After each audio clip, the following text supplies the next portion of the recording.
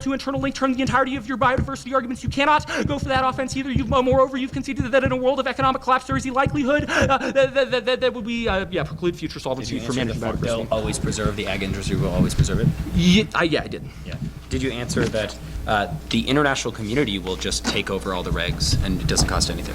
You say the international community will always take over the regulations. You've conceded that it is irrelevant what the international community thinks because only the United States has sovereign jurisdiction. This is a reason why the GOP does not want to give up its jurisdiction in the status quo. Go to science diplomacy. You have conceded that the majority of science diplomacy takes place within the private sector. Our articulation of what is happening over fracking in Alaska is an indication of how the United States is able to interact with other countries, specifically Japan in this context, over important technology without the context of the United States. You've also conceded that there is a risk of co-optation by conservative forces in a world where we have failed to ratify any sort of global warming treaty because of backlash within the more conservative branches of the United States politics. There's only a risk that we co-opt the ability of international mechanisms to resolve important things like global warming in the future. Additionally, you make the argument that they're moving away from the United States because of Stockholm. It's probably a better internal link to them moving away from the United States is not doing anything at the Rio Treaty, not doing anything at Stockholm over global warming, not doing or Copenhagen, sorry, not doing any or not ratifying the Kyoto Treaty anyways, which indicates that the U.S. has probably terminally low science diplomacy anyways. Additionally, you've conceded that START is able to resolve the question of accidental launch, which is the only impact scenario you read on this position. Additionally, even if you went an internal link to terrorism, you've conceded that it would not go nuclear nor cause extinction because there would need to be because 100 nuclear weapons are needed to cause extinction according to the International Nuclear Regulatory Agency. Additionally, they need to be so many weapons flying in the air that another country would not have second strike capability in order for there to be a retaliatory launch against terrorists, which means that there is not an internal link here. Additionally, the United States already spread pals to Pakistan, which means you don't have an internal link. You've conceded that 99 species have already gone extinct and that there are no keystone species, which indicates that there's no internal link to biodiversity collapse. Additionally, even if your arguments are true about how the EPA how the European Union pursues banning chemicals via a precautionary principle, and the United States does not, then going to the precautionary principle, moving away from precautionary principle is always bad for biodiversity. Go to the chemical industry. You've conceded that the economy is resilient, whether 47 recessions, 2 double-digit recessions. No articulation of why your specific recession or the collapse of the manufacturing industry would be any different than the one which Martin isolates, which is the collapse of the 1980 or the manufacturing industry in the 1980s, also the 1973 OPEC embargo and the dot-com burst. These are all massive shocks which did not collapse the economy. You're reading no arguments other than poverty extinction outweighs at 7 billion people in all future generations. Thank you, Nick Robinson. Also, existence of precursor to ontology. Can't understand why life is valuable unless we're all dead ends. Value to life is infinitely subjective, requires speaking for others. Additionally, you say the chemical industry has key inputs. We produce most of the chemicals that we need to produce for the United States. There's literally no reason why, no warrant for what technology we preclude. Additionally, the 12 regulations or the 12 chemicals already banned by the treaty were not with the United States consent and should have triggered the advantage if this argument is true, or triggered collapse if it is true that it collapses the chem sector. Okay. The order will be the dishead advantage 1, advantage 2.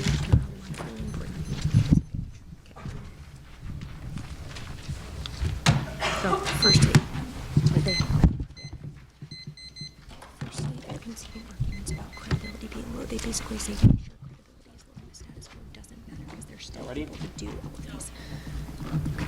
They say, yeah, it's fine, credibility is low. They're still able to do all of those things. The dissent is the largest and only coherent internal link to the economic collapse. The ace one is that there is very little specificity on why economic collapse is going to happen in the world of the status quo, except for that there might be some chemicals in the future which might be regulated and then we might not be able to export them. How much exports are we actually going to lose in the future? We do not know, which means the probability of their internal link is fundamentally indeterminate. The piece of one is they've conceded the manufacturing is the key internal link into the U.S. economy, and U.S. economy would it be equivalent to the world's 8th largest economy suddenly disappearing, which means we have the only internal link into economic collapse that overcomes any of our defense. That is the critical distinction. Our defense on advantage one proves why their generic appeal to economic collapse is not sufficient. However, our collapse of the entire manufacturing industry, because it would literally be impossible to move manufacturing through the Great Lakes, which is where 75% of manufacturing actually goes through, makes it means that they cannot get an internal link into an extinction impact, and we are the only ones who have this season one is time frame there. There's virtually no explanation of when their economic collapse could happen, but ours articulates that 1/6 of Lake Erie was already covered in 2011, and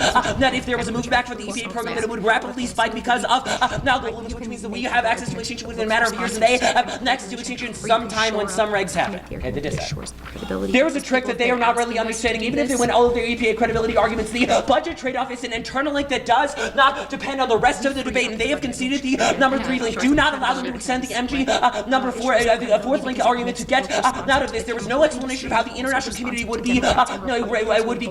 be giving the permits that the EPA must do. They've conceded that the treaty requires that tens of thousands of permits would have to be issued by the EPA to U.S. companies when within the country, and that would be a sufficient budgetary trade-off to take out the integrity of the EPA. So even if they win their non-perceived argument, even if they win, that there was little, that they made a link to earn credibility, that would not cause this program to continue to exist because it would not have funding to do so. So even in a world of credibility, there would not be money. Now the budget cut arguments, the fundamentally internal uniqueness is devastating on this question. No explanation of why there is not sufficient funds for this program, and our internal link is very explicit that the program is happening. So that seems to flow decisively negative. Second is the question of credibility. They will go for a framing that their uniqueness analysis disproves the thesis of the link. That might be true, but a budget argument is sufficient. But I think they have conceded a sufficient magnitude of this link to outweigh the sovereignty is unique question, and a question that really anchors the GOP and will cause them to backlash on the EPA. But we really do not need to win that because we do not need to win credit. Now the internal link level. Their only response to the internal link is that this will never be, they will never move away from it because the ag industry wants to preserve it. This is not true. The problem is that the ag industry is trying to deregulate the EPA in the status quo via our own EPA credibility arguments. They might be antithetical to their own interests, but they are literally suing the EPA to not be able to clean up the Great Lakes. And that obviously seems to contradict the thesis that they're rational actors and will prevent this from happening. I think Logan is very excellent on this question, and there is no explanation why, when there's simply not enough funds, how the protection would happen. Yes. Anything else on that specific question? Internal link turns the entire app. Yeah, I mean, that turns the entire app, destroys the economy. Now, okay.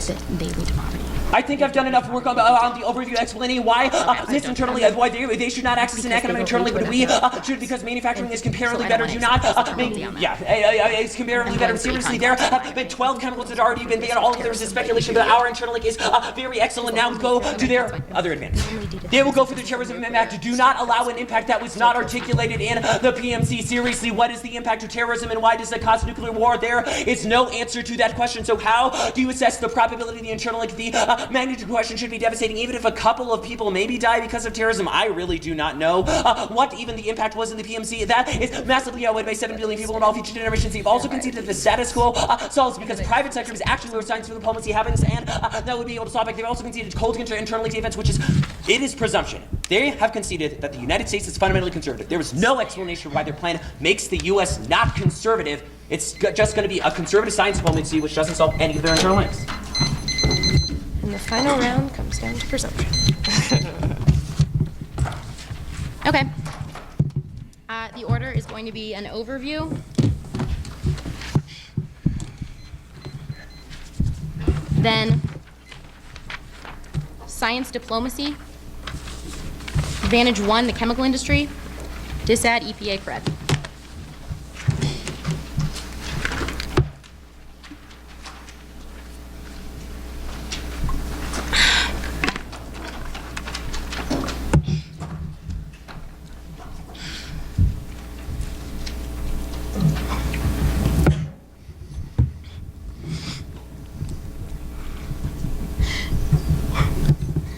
Yo, Whitman, you got punked. At the point that there is any risk of advantage 2 or advantage 1 happening, that means you always vote Lewis and Clark. There is not a single lick of offense on either of these arguments, means it is try or die for affirmative solvency.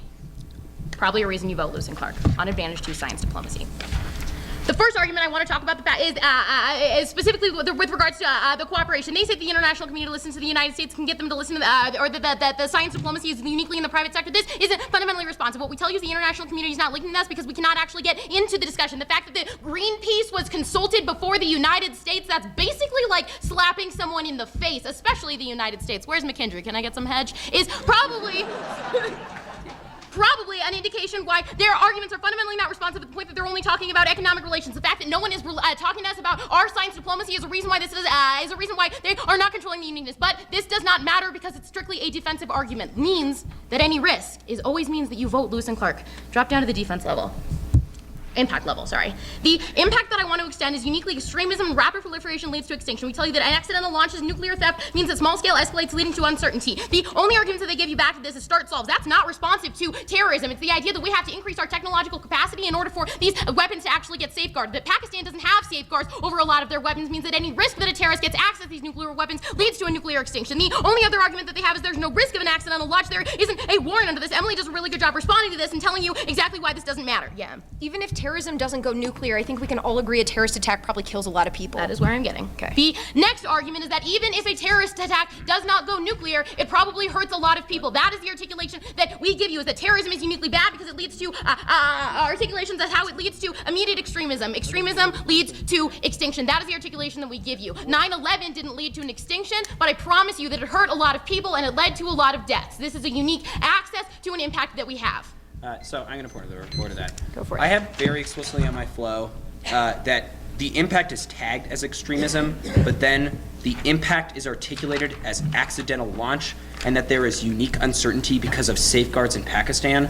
They have conceded defense that accidental launch does not happen. They do not read a new internal link of like the nuke weapons just like get blown up by the terrorists. It was very clearly our accidental launch of the PMC. This is just new. Okay, our argument is characterized from the PMC as extremism leads to terrorism. Even if it's not, I talk about terrorism in the MG, which is probably a unique reason that McKay gets to talk about it in the PMR because it is in the MG. Moreover, internal link 1 subpoint A says that international governments fail to resolve environmental degradation, poverty, water shortage, disease spread, leads to social instability and revolution. That's the articulation. The terminal impact is that it leads to this kind of instability and terrorism. Cool. Oh, we got a lot of point of order.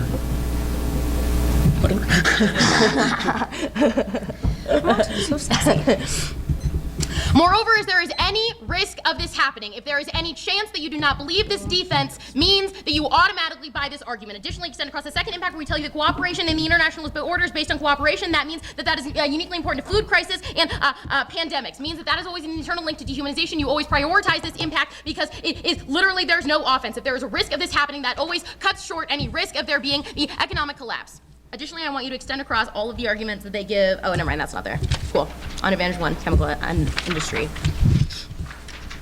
I want you to extend across all of the really sweet economic defense that they give. It was awesome, and I really enjoyed it. Unfortunately, that's your only impact. The only other thing that I want to extend across from the disadvantage is the fact that you give a bunch of biodiversity and terminal impacts about how we've already had 99% of biodiversity collapse, that this uniquely does not matter. That's the terminal defense that you put, and unfortunately, those are the only 2 impacts that you have. It looks like you're probably voting Lewis and Clark, yeah. Also, not defense to chemical industry means if chemical industry collapses, that's probably a lot of people Additionally, in poverty. not defense to chemical industry means that if chemical industry collapses, that's probably a lot of people in poverty. It means that you also have a risk of this impact on disadvantaged EPA credibility.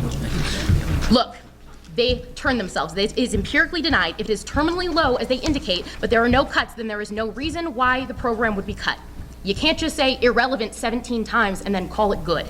That is probably a reason why you concede that credibility is uniquely low. That means that they will still be able, means that all of disadvantage is empirically denied. Even if the world of the affirmative means that it will not actually be cut. I want you to uniquely extend across all the uniqueness arguments about how we tell you that the budget was cut by 19%, that they were calling for future cuts, that the fracking means that they were literally laughed at, that they dropped a case and it was highly publicized, the end of the oil with BP. We give you 6 different arguments as to why it's terminally low, probably an indication why plan isn't any reason why this actually leads to the cuts. There is no unique reason why this trade-off is the unique reason why it changes. They say it's terminally low. That means there's no risk of the disadvantage happening. The next argument I want you to extend across 2 of the turns. The first one is Emily's number 4 turn. She says it removes the EPA burden for monitoring, means that it put the money elsewhere. This is a conceded deterrent. That means that the EPA doesn't have to regulate this anymore because all of a sudden they're under international constraints. That means that they uniquely have more money for this. That probably solves back. You probably should have answered this. Additionally, I want you to extend across the 4th turn. It says that it shores up credibility because it looks responsible to the chemical industry. It means that they shore up credibility, means that maybe they get access to more funding. Maybe it means that these cuts don't come in the future. Maybe it means that they get back the 19% that they were already cut. Is an indication why we are able to solve back. Look. We're controlling the uniqueness level. There's 2 link turns that are conceded, and the impacts they gave terminal defense on. I don't know how you vote on the disadvantage EPA credibility. But moreover, the risk of a nuclear detonation or the risk of terrorism or the risk of just even one person dying is a reason why you will always vote Lewis and Clark CH, because this is an immediate impact. It happens immediately that there is a terrorist attack, and that hurts people. It would be political suicide. It would be not political to suicide not to reinstate the Great Lakes ban. Or whatever.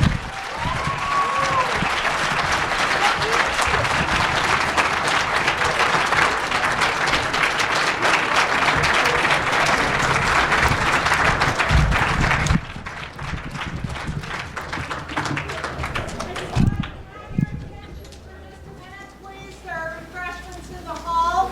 If the judges will come with me, please. Someone give me your refreshments. Me too, please. I got you. Drink whatever you need. I believe it's my pizza. Yeah. What you need. I don't have it.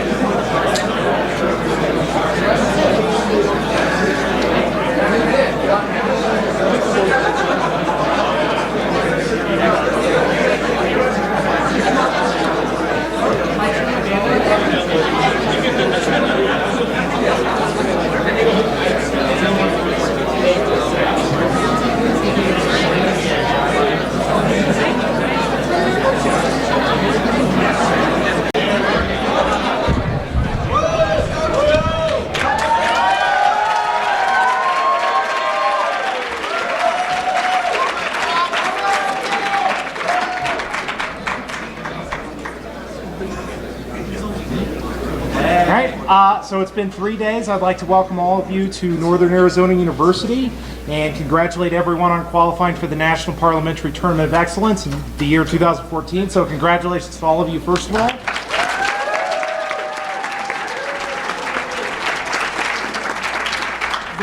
Before we get started with awards, the rest of this awards assembly, as all of you are aware, this has been a very difficult year for our community, and for a number of reasons. And before we get started, I would like Katie to come up here and say a few words.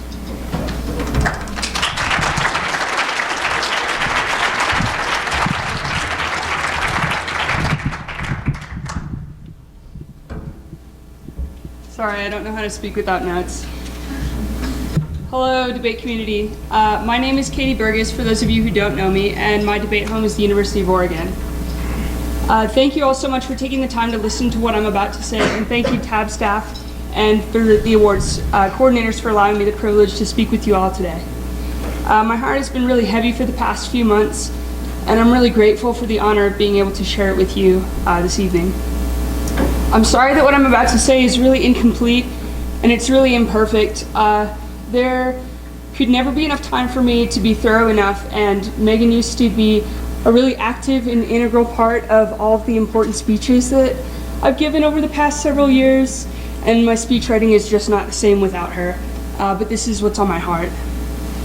There's a series of books that I think that a lot of you are familiar with, and it's the Ender's Game series. And in the first book, there's this character, and his name is Bean. And Bean is the smallest of the rest of these kids in this novel, and he's also the smartest in this group of like these genius kids. And not surprisingly, Bean was Megan's favorite character. He's smart and introspective and observant in the same ways that she was. And there's this conversation that he has with his mentor in the book Ender's Shadow, where Bean says, "In my view, suicide is not really a wish for life to end." And his mentor replies, "What is it then?" And Bean says, "It is the only way that a powerless person can find to make everybody else look away from his shame that wishes not to die, but to hide." Things were not always easy for Megan, and she was more powerful than she ever realized, but when things got tough or scary, her response usually was to hide. Megan didn't peacock the things that she was struggling with, but instead she would hide them inside, and when they got overwhelming, she would physically hide herself, adorably sometimes under tables. I right now would give anything to be able to find her and shield her and protect her from the things in life that were hard. And as you guys probably know by now, my debate partner and my best friend for the past 3.5 years, Megan Gaffney, took her life just over 4 months ago. The amount of love and the outpouring of support that I have received, that the University of Oregon debate team has received, and that her family has received over these past few months it's been overwhelming, and it's been really, really beautiful. Megan's mom, Nancy, came out to Flagstaff to be with the team before NPTE began, and seeing her meant so much to me. And she's going to be here for NPTE also. So if you'd like to meet her, just let somebody on Oregon know. I know she'd love to talk with anyone who feels like Megan influenced them. I know Meg's heavily influenced me. And I know that in your positions, a lot of you are probably unsure about how to broach a topic like Megan or her death, especially with people who are very close to her. And I learned from a special someone in my life that speaking for others is bad, so I won't speak for them, but I can tell you myself that I'm open to any questions that you might have. And I love hearing stories about her, and I love hearing about how she made a difference in your life, because she's such a part of my life still, and I know that she always will be. And so there's something that I feel like I should say to you all, and that's that suicide is not something to joke about, and depression is not something to ignore and just hope that it goes away. If you're struggling with depression or thoughts of suicide, please talk to somebody. This community, when it comes down to it, is a caring and loving and supportive place with real humanity, and the people in it will be supportive when you need them to be. I wish with every fiber of my being that Megan would have said something to me or indicated in any way that things were getting to be too much for her to handle. Because I would have done anything to prevent what happened. Along this vein of thought, please be mindful about the way that you respond to these issues. You don't know what the people around you are going through, and you don't always see the impacts of the words that you say. And in confronting our humanity and our mortality, it is impossible not to recognize how fragile the people around you are. Treat the community that you call home with respect, but also treat strangers with respect.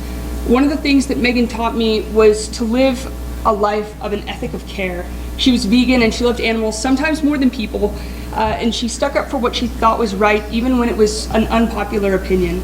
Megan modeled living a life of care, and I don't always get it right, but I'm convinced that being inclusive and standing up for what is right and good and just and loving the people around you with a friendly and genuine sense of interest is a good thing to do.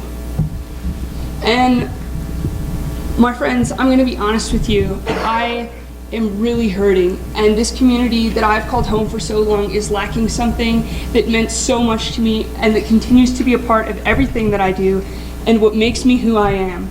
Megan was my better half, and she was the annex that my brain had the privilege of having access to. And I know that a lot of people are friends with their debate partners, but Megan was so much more than that for me.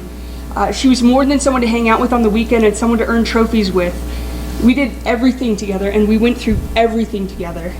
She loved me when she learned good things about me, but she loved me even harder when she learned the bad things, like the things that I don't even like about myself. There's a special bond between debate partners, and when Megs and I would write arguments for each other mid-round, when some team had decided to say an argument that we weren't exactly prepared for, or when we had spent long days in the office cutting arguments and having a few shock tops because Hornsby's was a little bit too sweet and dark beer is, quote, icky, Megan was my favorite person to be around.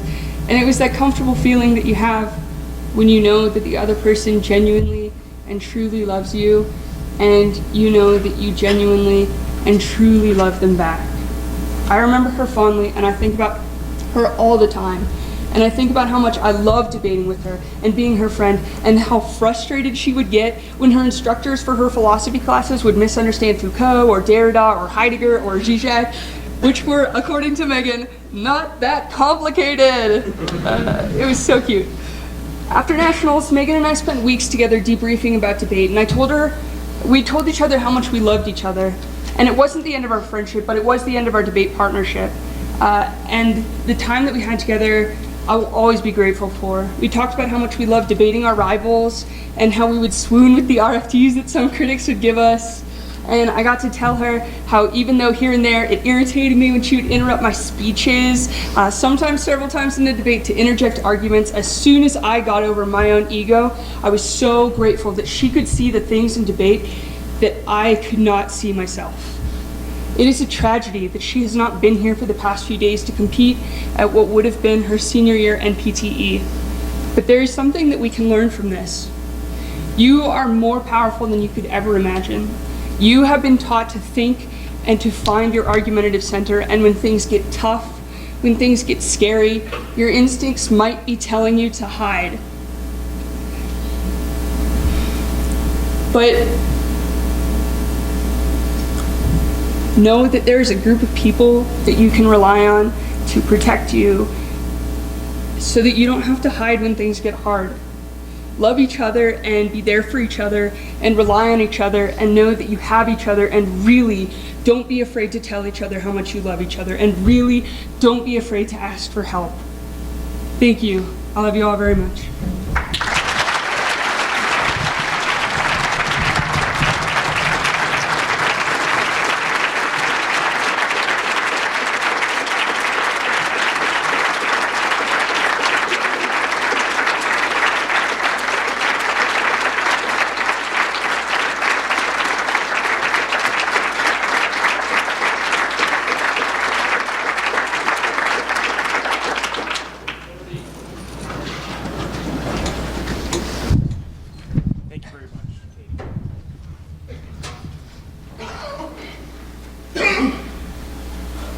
I think one thing that as competition goes on throughout a tournament, we talk about this term community a lot, and as someone who's been out as a competitor for 14 years now, what I remember back is the friends I had, the experiences I had at tournaments, and the friends that I've made. And so when we talk about community, it is something that's important, and I think stays with all of us forever, whether we're debate lifers or whether we move on to something else after we're finished. In that spirit of community, the next thing I want to do is I want to welcome 3 programs to this tournament who are attending their first National Parliamentary Tournament of Excellence. First, Oklahoma City University.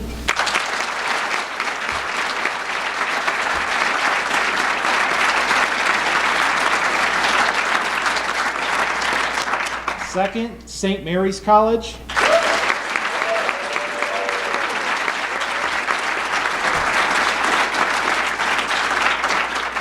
And finally, the University of Washington at Bothell.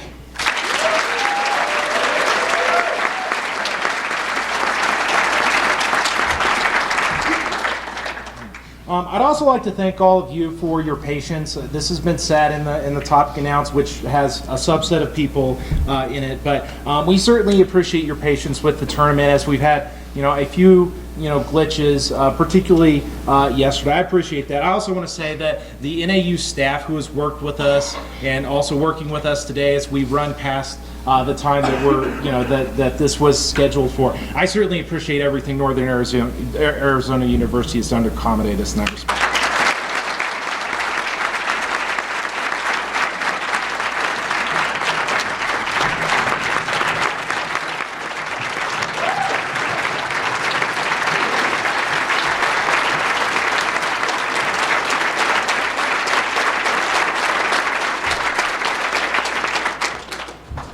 Next, I'd like to thank the members of the topic committee. Sometimes we debated your topic, sometimes we did not, but in any case, we are certainly thankful. I'd like to thank, I'll read all of these and then you can clap. David Arney, Jared Bressler, Kyle Dennis, Ben Dodds, Steve Farias, Corey Freivogel, Matt Hogan, Jeff Jones, Jason Jordan, Lauren Knoth, Colin Patrick, Nigel Ramos-Leslie, Phil Sharp, Catherine Starkey, Will Van Turen, and the chair of the topic committee, Chuck Waltz.